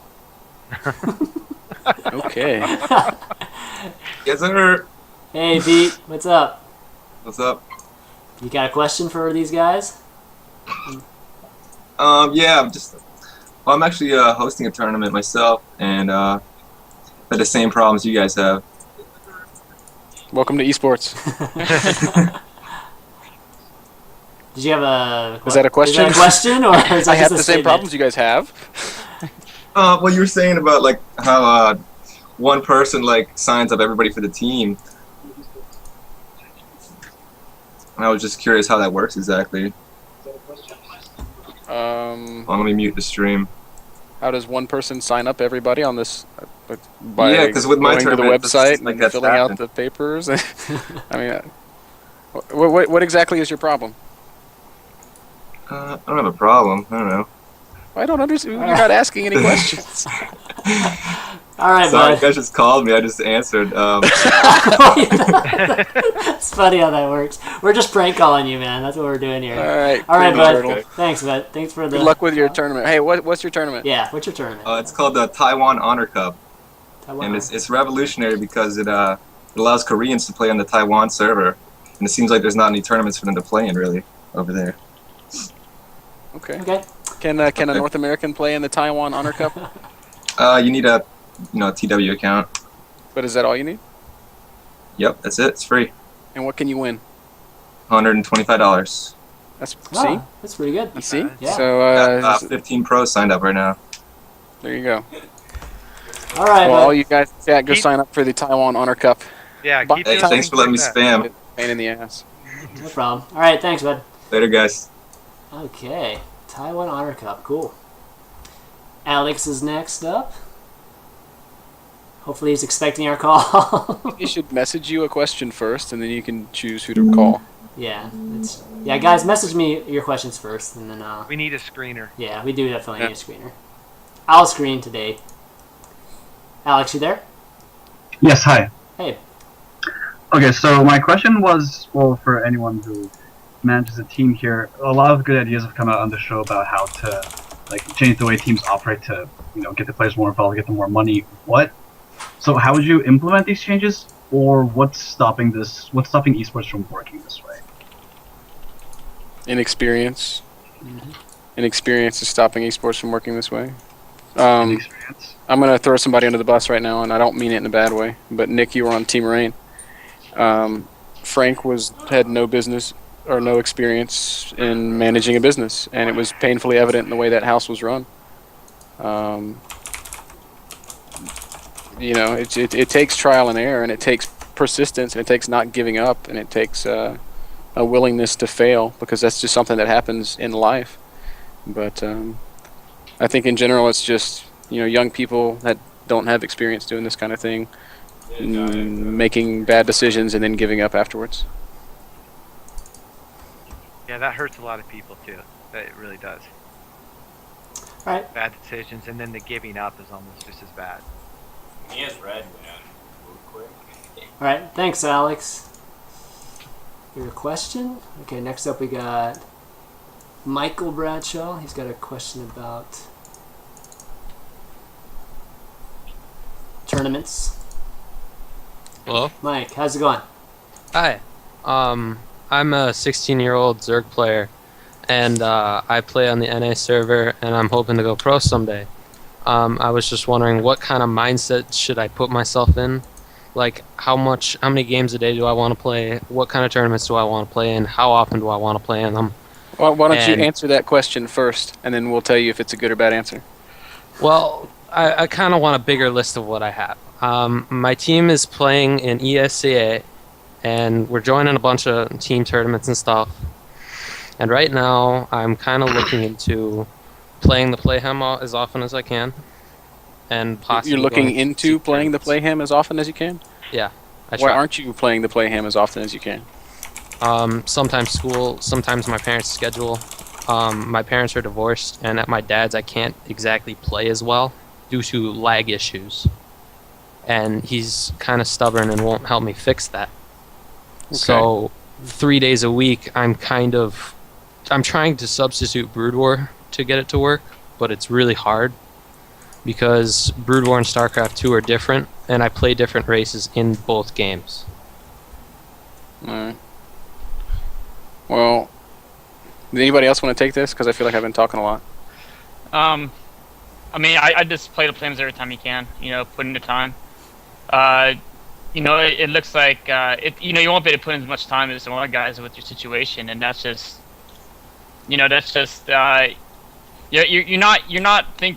think about you're gonna be a pro gamer several years down the road at your age, right? Because you got too much time commitments and too much things going on. So you should be now just trying to get as good as you can with the time you have, and so don't devote, don't screw off school or anything like that. Make sure you get those down, and then just try to keep improving on the 3 days you have. Play all the plays you get a chance to, and if you start winning some things now and keep your name going around, a couple years down the road when you can play full time, you already, you'd be a leg up on someone who just kind of gave up earlier.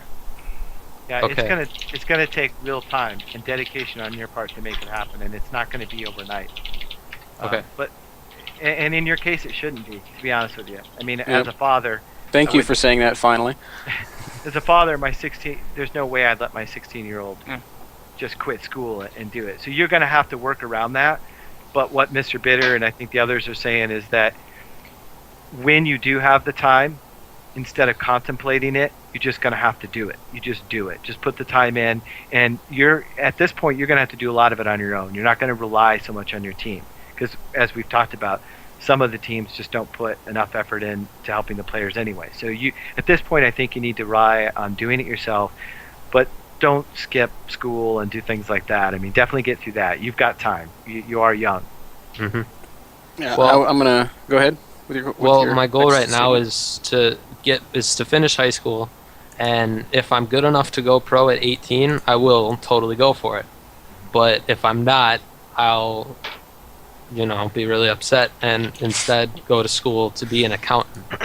But I'm also curious, how many should I be playing? 15 to 20 games a day if I can, No. or do no, I want no, even more than that? no, And no. when I'm really frustrated, what should I do?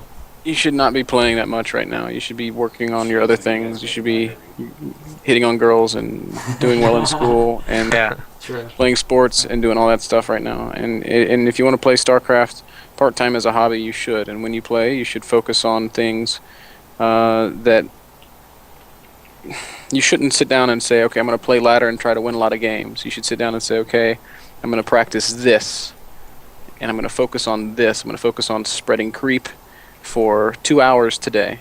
I'm going to focus on never missing an overlord for 2 hours today. I'm going to focus on whatever. Because good practice is not playing games. Good practice is focusing on a weakness and trying to resolve that. Watch how athletes practice. I played baseball for a big portion of my life. And I didn't play 20 baseball games a day, but by God, I swung that bat 500 times a day, and that's why I was a really good hitter. Yeah, it's about efficiency. It's about using your time efficiently, and at your age, again, I agree. I completely agree with them. I have kids too, so it's like I wouldn't tell my kids to be playing 8 hours a day and trying to become a pro gamer too at 16. So.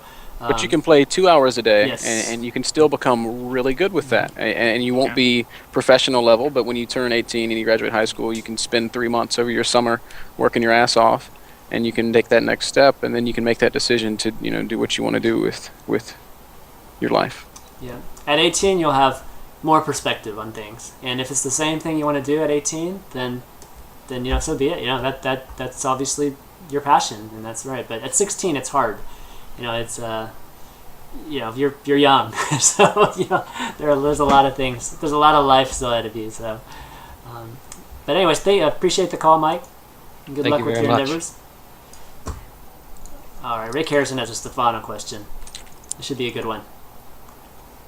I think I know what it is already. No. Here we go. Oh, he doesn't want to call in. Oh, he can't call in. All right, I'll ask it for him. It's basically, my question is, what does Mr. Bitter think about Stefano's practice regimen, given that he Yep. says he only practices 4 I hours knew what that a would day? be. Yeah. Does he think Stefano will fade out as other players practice more than him? Stefano doesn't only practice He's 4 a hours a day, liar. for starters. He's a liar. He might play games for 2 or 3 hours a day or 4 hours a day, but he spends a lot of time studying. Yeah. Another thing you have to realize about Stefano, he was a top level Warcraft 3 player, and Warcraft 3 is not StarCraft 2, but it is RTS. I can play. All right, there's a really good book that I read recently called. What is the name of that book? It's about. About experts. Yeah. Yeah. I You think I know the what book you're I'm talking about? Yeah, I don't remember the name either, but I know exactly the book you're talking Okay, and about. so the guy said basically that you become an expert at something when you've accrued 10,000 hours of experience. Oh, Yep. you're talking about like not Outliers, but It is Outliers. Is it Outliers? Yeah. Okay. It is Outliers. Yeah. The You- Gladwell so books. Yeah. you become an expert at something when you've accrued 10,000 hours of experience. So has Stefano practiced 10,000 hours of StarCraft 2? Well, maybe. but probably not. But he's got well over 10,000 hours of RTS experience. So he's got a very strong foundation. I don't think anybody's practiced 10,000 hours of StarCraft 2. That's Yeah, not I too don't many hours actually since know. it's been out. I don't What actually would know how that many be? hours that Oh is. my If you're playing gosh. 24 hours a day, you're up to like 5,000 since it's been out. And But, that's without any sleep. Yeah, but you know, Stefano's practice regimen right now may not involve 8-10 hours of gameplay, but he's very, very smart. And another cool quote that I heard was from a concert pianist that was actually posted on Team Liquid. And the question was, what makes you more exceptional than, you know, the generic piano player that's trying to get through college and get a degree in piano? He says, well, when I practice, I pick a brutal segment in the piece that I'm going to play, and I practice it for a couple of hours. Whereas when your generic music student sits down and plays his whole piece and says, okay, I've practiced, I'm going to go move on. So it's about practicing intelligently as well as, you know, putting in the time. You have to work hard, but you also have to work smart. You know, that's a really good example, Ben, and I kind of want to ask you too, Nick, about this. You know, I've always thought that it was good to concentrate on certain like engagements, certain scenarios in games. You know, and really, really hash those out. And you know, I've talked to Bryce about this too, Nick. But there are a lot of people that just totally disagree with it and say like, no, you just, you know, you'll never have that exact same situation happen, and you know, you should always just play out a full game. But for me, it's always been about efficiency. So you know, you can just skip those like 10 minutes of the game. Like there's this tool that somebody just made the other day. I saw it too. Yeah, that just you know allows you to basically create a game at where a replay ends. And I actually disagree with salt maps. I think it's really important to focus on a skill set, but not a specific occurrence in a game, right? Like it's kind of like what Ben was saying earlier, right? You play a game, you're like, this game I'm going to make sure I never miss a probe or overlord. This game I'm going to make sure I never, you know, I use Chrono Boost in the optimally way possible. Given that I'm trying to get, you know, I'm trying to focus on upgrade this game, I'm trying to focus on, you know, gateway times or something. Or I think it's really important to focus on a certain aspect of the game each time to work on whatever you think your weakest at, or not necessarily weakest, but just something you think would help your game the most on that day. But I don't think, you know, an exact engagement, the odds of it reoccurring the exact same number of units and you're on the exact same position. And all things people don't realize is that even just having an engagement like a few squares in different directions will change the tactics dramatically. Because they Well, can but I mean engage, that's a point, Nick. You might not want to practice the exact same fight a million times, but you can still practice your late game army control. yeah, I mean, And that's where the salt maps are really fucking good. what if you want to practice your mothership control? You have to wait 20 minutes, like play a game out 20 minutes to actually get to practice that? Yeah, there's actually a point. I guess. I mean, I was thinking of you're saving right when the battle starts, but saving in a late game situation makes a lot more sense. That probably is something that you should be doing. But I would think you should first be working on the early game. There's no point having it. I think you should work the early game, then the beginning, then the late game. 10,000 hours is 40 hours a week for 5 years. Yeah. Gee whiz. That's it? All right, let's take a call here from So who are we to call ourselves experts of anything? Yeah, no kidding. Read those Gladwell books, guys. If you haven't John's read. the only guy that could even try to call himself an esports expert. Yeah, and that might be pushing because I have, you know, a life outside of that too, family and stuff. Life? No, What? but I know. Actually, this is my life now. Fortunately for me, it's a good thing. Okay, Benjamin, you there? Hello, can you hear me? Yeah. Got a question? Alright. Yeah, my question is, I play a lot of StarCraft at the moment since I have nothing to do for, I don't know, 4 more months, so I'm just playing. But I want to get, you know, a lot better because I want to enter, you know, the pro scene after a while. Perhaps in 2 weeks I went from bronze to high platinum just by focusing on my mechanics and stuff like that. But yeah, well, what can I do to improve even more? Focus more on your mechanics. Yeah. Practice. Well, Yes.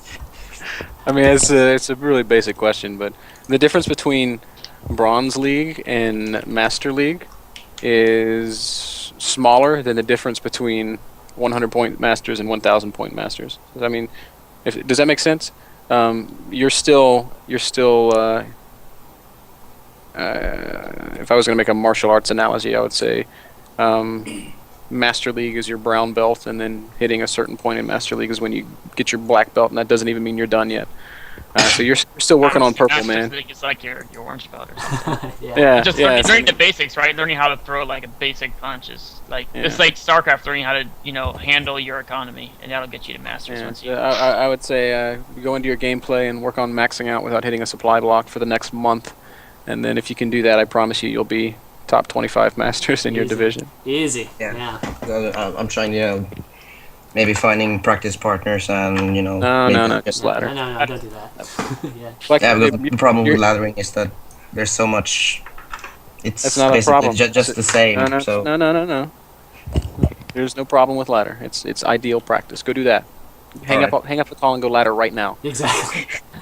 All right. Thanks, Ben. All right.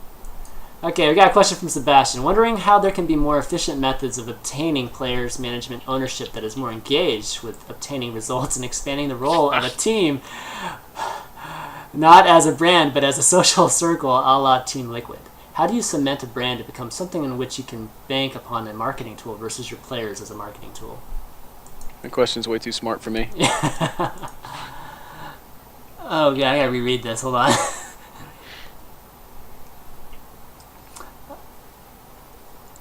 Okay, so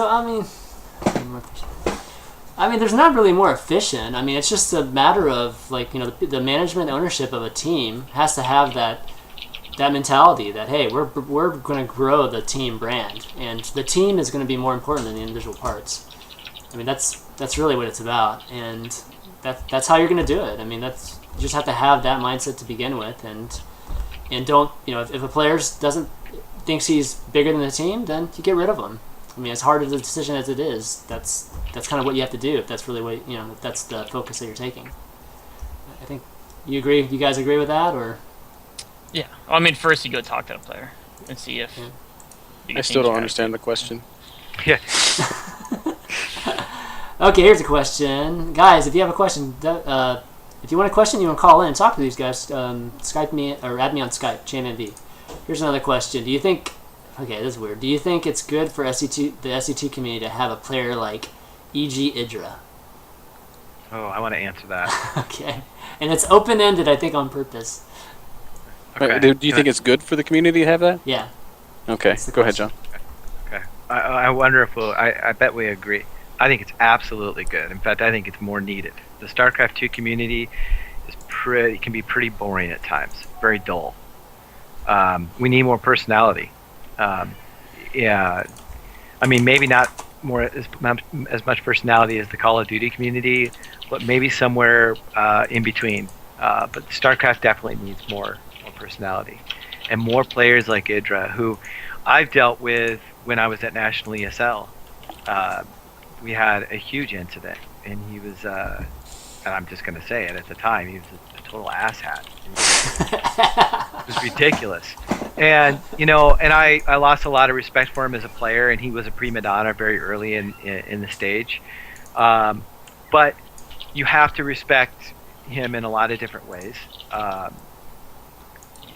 don't need to go into why, but you got to respect what he does and what he does for EG. But absolutely, we need more players like that. We need more personality.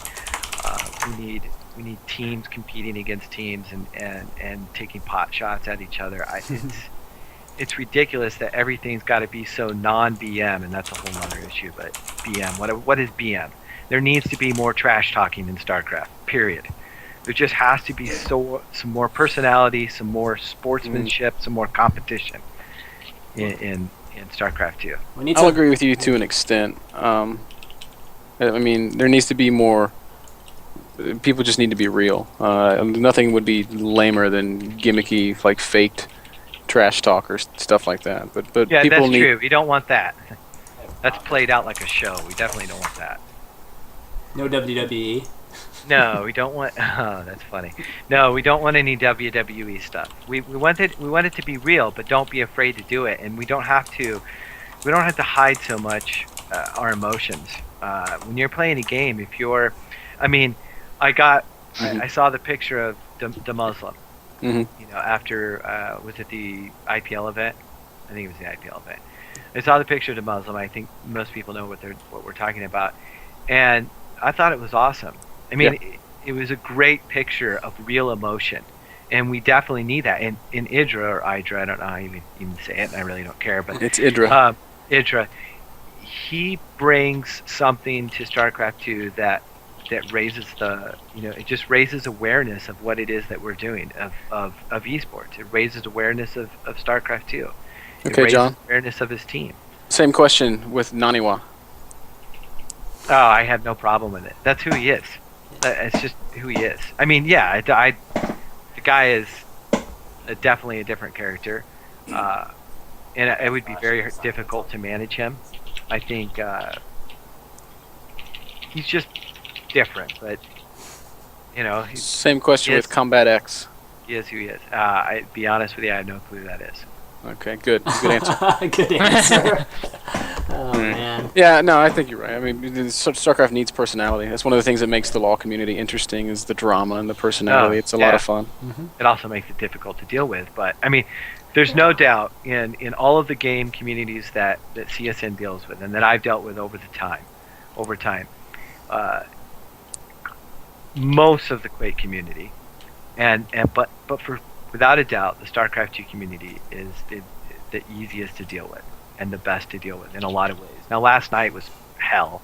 I had 5 players just drop out at the last second. So, but at the same time, I'm in a Skype channel with team managers that all stepped up and had said, hey, we can get a player to play and so on. And that was great.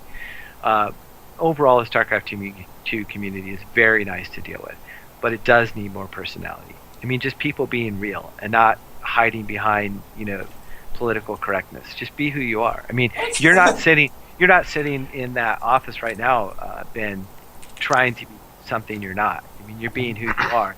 Said people are either going to like it or they're not, but you're being real. And I think that we need more of that in the StarCraft 2 community.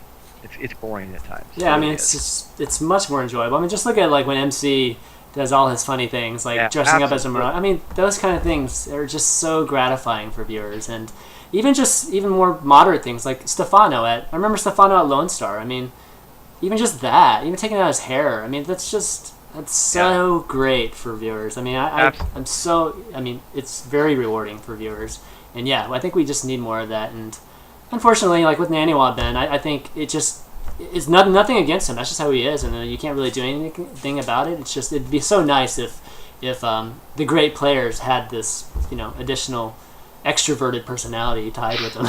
That would make for just amazing entertainment.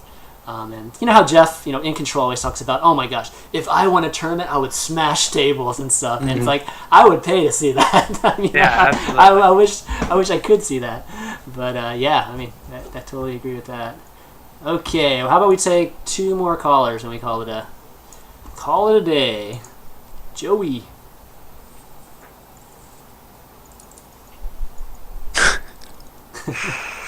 The Claw. Somebody in chat says Stefano's like the Howard Stern of StarCraft. I think I don't really see that comparison, but that's a hilarious statement. The hair's the same. There you go, right? Yeah. Joey, there? Yeah, I'm here. You got a question? Yeah, I got a sort of more of a related question to Bitter, but it's for all of you guys. Okay. I've been a fan of Val Illusion. I'm pretty sure like most of you guys knew who that guy is. Yes. He's like a relatively young player. And I wonder how you guys think about young players, not only just Illusion, but like other, like Poke Bunny, for example. He was like really young at his age, attending LGs. What do you guys think about young players in StarCraft 2? Because StarCraft 2 itself is still a young, well, relatively young game. Do you guys see like an advantage or anything from just being like 16, 17, 18? Because the game, I hope at least StarCraft 2 is gonna, well, not exactly like 11 years. I don't see it going 11 years like Brood War, but I see it going pretty long. How do you guys think about young players compared to like older players? I don't think there's any inherent advantage to being young. I think. I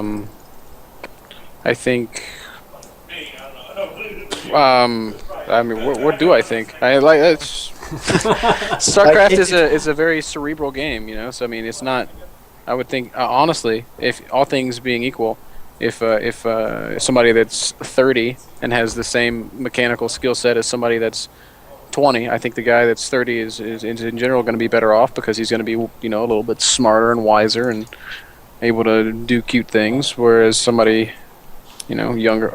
I don't really know where I'm going with this rant, but all I'm trying to say is I don't think there's really any big advantage to being young outside of the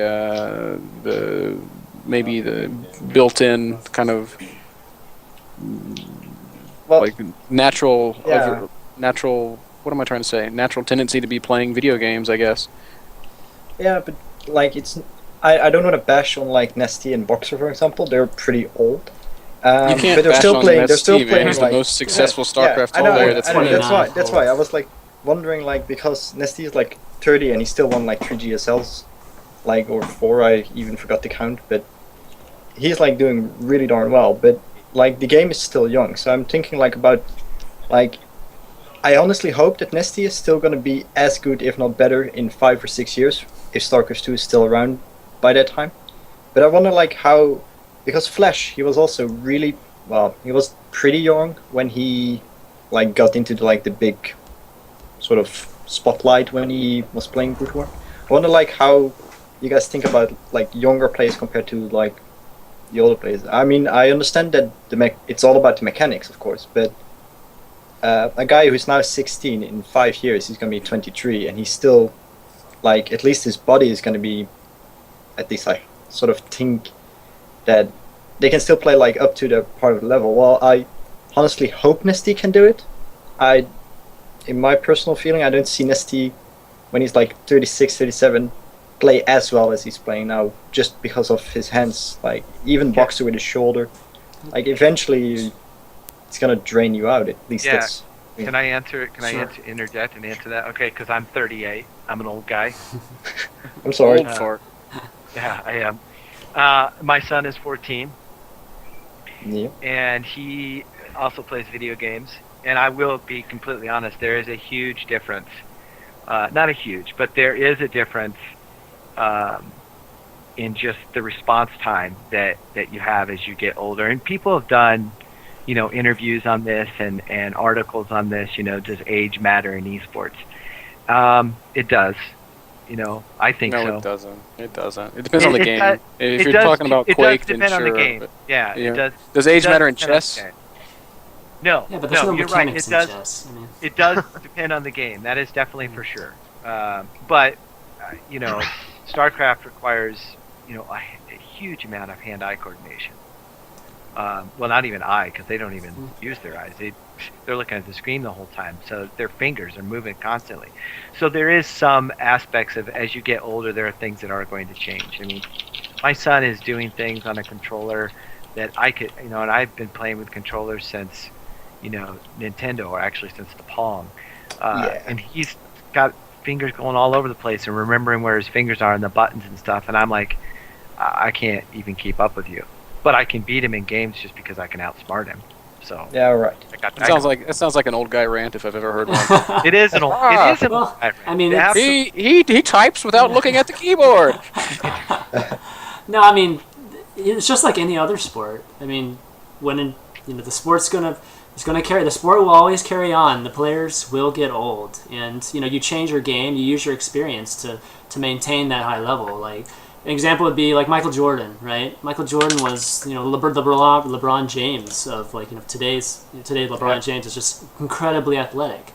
But what you do is you develop skills that will allow you to maintain that kind of level of scoring, that level of just play, so that you can sustain your career for a long time.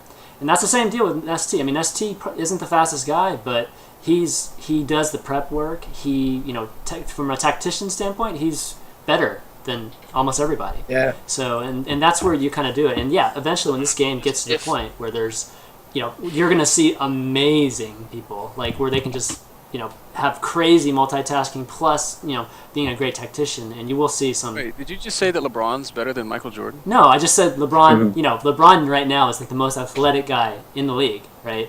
And LeBron is never going to be comparable to Michael Jordan. No, he won't. I'm trying. Never. I'm just trying to Hey, Chris, how many championships has Michael Jordan lost? Dude, You're preaching to the choir. I used to have Michael Jordan posters How many? all on my wall. How many? 6. 0. He's lost Oh, no, 0 no. championships. Yes, He's lost yes. 0. How I many has know. LeBron lost? Yes. He's lost. More Is than there a Michael movie about LeBron yet? Yeah. Does he play basketball with cartoon characters? Well, that's Exactly. true. But anyways, my point is you will lose your athleticism at some point, and you just you'll have to use your head or your experience and continue that. Or we'll so. just have an over 30 StarCraft league, like I play an over 30 soccer league. Oh, God. Over 30 StarCraft. Oh man, It would be mad. The reason It's that like old making guys- your it's called Bronze League, John. Yeah,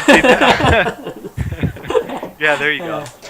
The reason that old guys get out of playing is because they get into business. The reason that White Raw right now is not posting the same results as before is not because White Raw's old and getting worse. It's because he's not practicing as much because he's marketing himself like a boss. It's you grow older and then you focus on new things. I'm 27. I had delusions of being a pro gamer once too, but now I can see very clearly that I can probably have a much greater impact on esports if I focus my energy on other things. And what do I want? Do I want to be a famous player, or do I want to really impact this community so that it can take the next step? I would prefer the latter, and that's just something that I think comes with age and maturity. All right, thanks. I kind of like that answer. That's a really good way of saying that. All right, Anyway, Jay. thanks all of you Thanks. for your thoughts on that, and continue with this. This is awesome. Thanks, Joey, for calling in. Okay, last question here, and this is a good one. All right, has to do with StarCraft 2 and League of Legends. Yes. So, what do you guys think of big events like IPL running those events at the same time, so that there's direct competition versus having different days for the competition, so that the same user doesn't have to choose which one to watch. And is that an issue right now? Like. I mean, What do everyone you tries think to about catch golf up. being on the same day as basketball? Yeah, well, that's true. Good way to put it. That's true. Okay. Here's another way to rephrase it. Do you think it's cannibalizing StarCraft 2, League of Legends? No. Okay. No. LoL's free to play. It's bigger. It's the most popular online game in the world right now. It's going to have a larger base. I mean, it's just kind of what it is. It is what it is. But I mean, there's LoL is not hurting. Well, okay, maybe that's not completely true. I don't think it's cannibalizing. I mean, people are going to do what people want to do. If you prefer to watch League of Legends, then go watch League of Legends. It's still esports. I have no issue with it. Wouldn't it be more efficient if there wasn't on the same day? I mean, wouldn't we get more viewers for either of the events? What do you mean by would it be more efficient? Would it be better for StarCraft, or would it be better for esports? Would it be better for esports? Would it be better for esports if the more popular game didn't get exposure?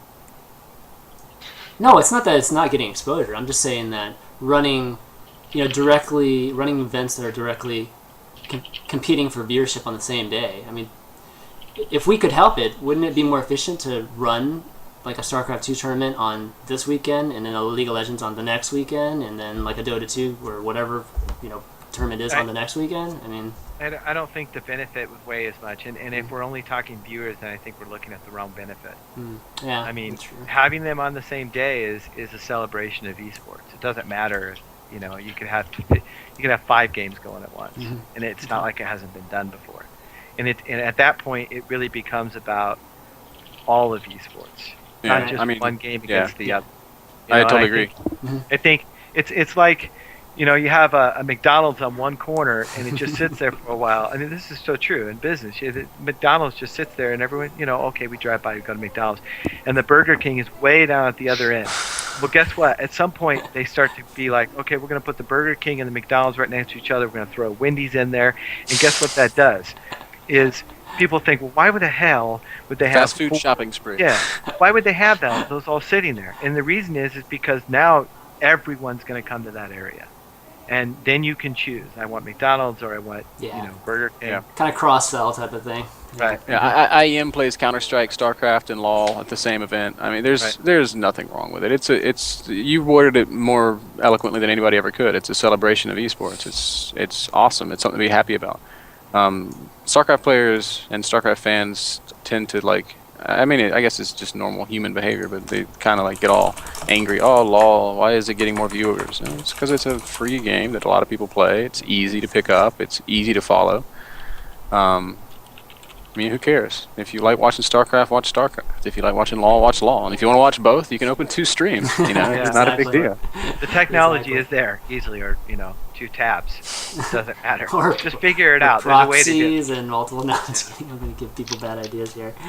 But okay, cool. So I think that's going to wrap up Q&A. And why don't we close out the show with some shout-outs?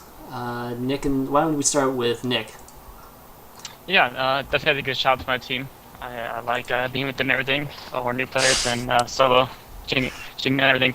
And to our great sponsors, Steel Series, DeviantArt, Motion, and Our newest sponsor, GG Well Played yeah. Apparel. And then too. I know, too. And everybody likes me. Those guys are cool. What's your Twitter? Let me put it in here. Yeah. You can catch me on Twitter at iSAxslav, and you can catch my stream at twitch.tv/Axslav. Cool. Solo, you're next up. Any shout-outs?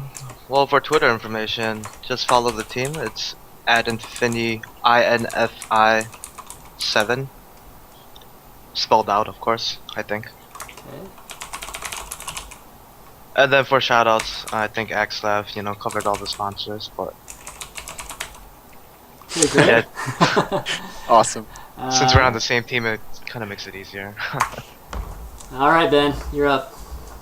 No, mostly just shout out to you, Chris. Thanks for doing what you do. I really, really respect people that take initiative and do things. As Day9 said, just do it.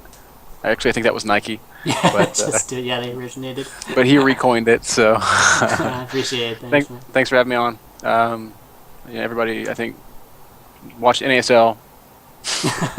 If you don't already. John? Okay, when you're not watching Mr. Bitter and NASL, you can tune in to Cybersports Network. And my shout out is to my staff and everything that we do, because I know that for me, what we believe is basically starting from the bottom up. So bring it on. If you're new to the game or you're looking for some place to play, we'll have something for you. So that's my shout out. I talk too much, obviously. And then to you, Chris, for putting this together. This is good stuff. I think this is really good stuff. You're welcome. Okay, so when you're not watching NSL CSN, definitely tune in to Pro Corner on Monday, Thursdays. It's another show I do. But this show, I think this first episode has been a really, been a success, and hopefully viewers have enjoyed it. And again, this show is very, very gratifying to me because it's, I feel like it's something where I came up with an idea, and John can attest for it, because I think it was our conversation that kind of was the genesis for this, and putting it into fruition today. Being the day that we actually released this. I mean, it's a very meaningful day for me, and I'm just happy that John, Ben, Nick, and Solomon all participate today. And again, John and Ben will be and myself will be pillars of the show. And whenever Ben can make it, Ben's a busy guy, of course, but we'll be doing this every Tuesday at the same time, 3:30 p.m. And again, we're just going to keep covering the same segments, have different guests, and keep doing it. VODs will be up later today. I'll have them up on my YouTube channel, youtube.com/ChanmanV. Follow me on twitter.com/ChanmanV to get the updates on the show and any information. So, all right, guys, we're going to check out. Peace out. See you later, everybody. Thank you. Thanks for having me, guys. All right, guys, great show. That was great, really good. Thank you, guys.